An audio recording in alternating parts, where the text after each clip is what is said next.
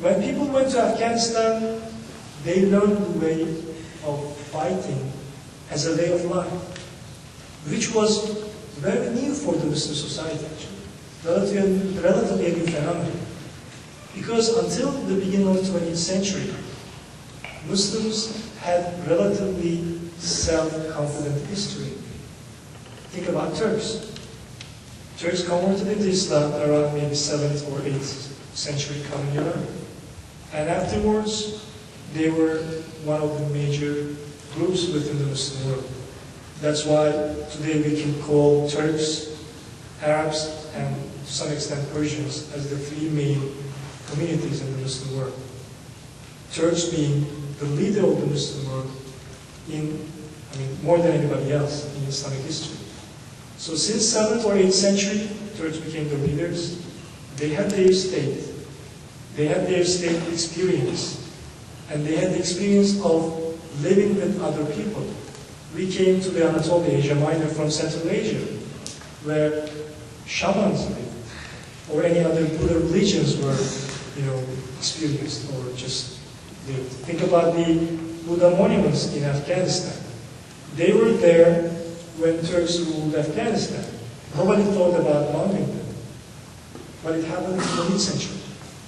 As I said, just to repeat it again, Afghanistan was under Turkish control for many centuries, talking about the Middle Ages and even recently. But nobody would consider the bombing them because they thought that this belongs to somebody else and we need to respect it. But when the 20th century came, Ottomans collapsed and lost their countries. Most of the Middle East under colonial invasion, which we know in history. Most of the Middle East left alone without a leadership experience and without the knowledge of what to do. So no state experience. We established our own state, our country, but it was very difficult for the rest of the Middle East. That's why the social movements emerged as a way of attacking the state apparatus. In Turkey, Islamists emerged to support the state. That's the most important distinction. All the Islamist movements, when I say Islamist, I say to full-fledged Islamists, a real, committed Muslims, holding Quran as their constitution, they all emerged as a way of supporting the government, the Muslim government, which was Ottomans. But they have never thought about killing civilians. They have never thought about bombing cities. They just wanted to save their countries, their state. That's it. But in the rest of the Middle East, majority of the Islamist movements emerged against the state because they didn't have a state. When Ottomans left, the only state left were either the colonial rulers, even from the same background. Maybe they were Middle Eastern Arabs, this and that, but the rulers, the entire democratic rulers and everything, all the Islamist movements only found a way of doing bad things, and it was the only choice for them. When I say it was the only choice for them, I don't mean that it was the right choice for them, but they just didn't know what to do. We thought, you do your best, you establish your state, that's it, because that is what God orders you. But they thought, no, we have enemies. So they created every day enemies against Brits first, then Jews, then Americans. So every day in the Middle East, there are people creating stories about others. This and this people did this to us. This and that group of people that did this to us. Britain is against Muslims. America is doing bad things against Muslims.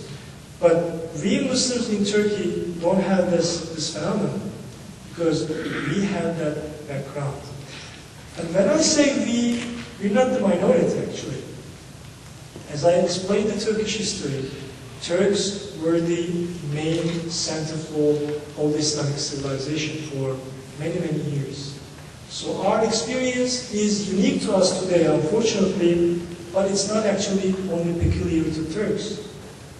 In the history, we have other experiences, as I mentioned. But unfortunately today, there are very few countries who are doing good things. So the rest of them, the terrorists, the people bombing buildings, they are more vocal because it is easy to destruct. When you just, knock down a building, that's it, your message is there. But giving a lecture here, talking here, or establishing schools throughout the world, how many have you heard the famous Turkish scholar, for example, Fethullah Gülen? His followers, you, anybody else?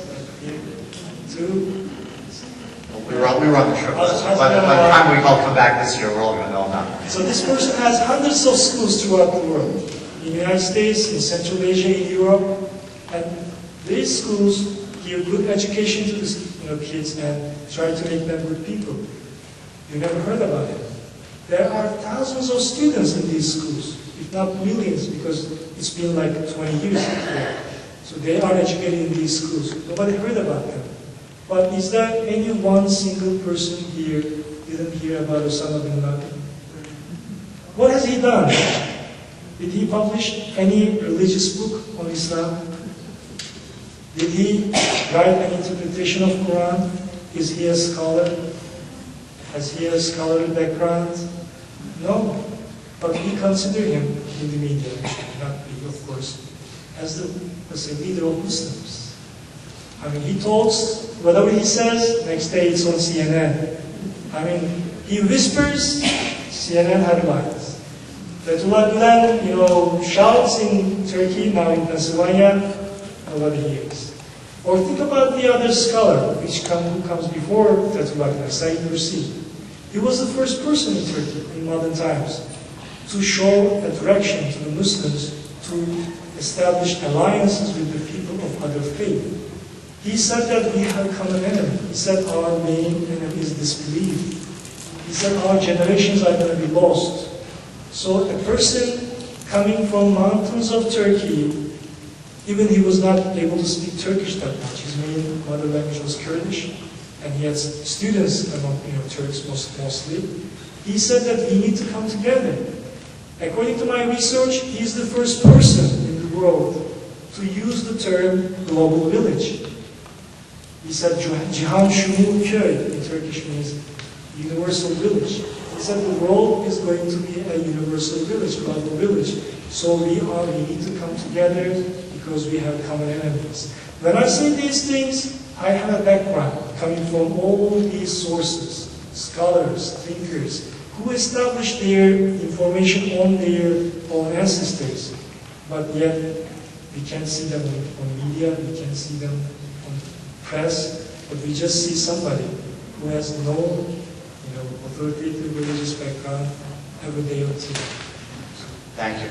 As we know, we'll conclude with this. The reality, as we all know, is that, as you pointed out, in the minds of many Westerners, it's the 1% that are defining it, the other 99%. And, we see 1% and we think it's 99%, and that's not good. We get less than that. That gives us 99% of our impression, and we get 99%, we get 1% or less of our impression from 99% of the people.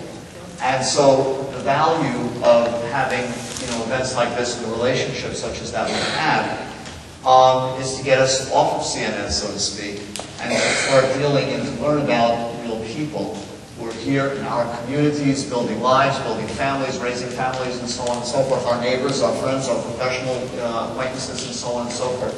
This is very, very important for us, friends, to realize that the world is not just as the media presents it to us. And in fact, it's quite often very different than the media presents it to us. So we're really blessed to have this opportunity, this fellowship.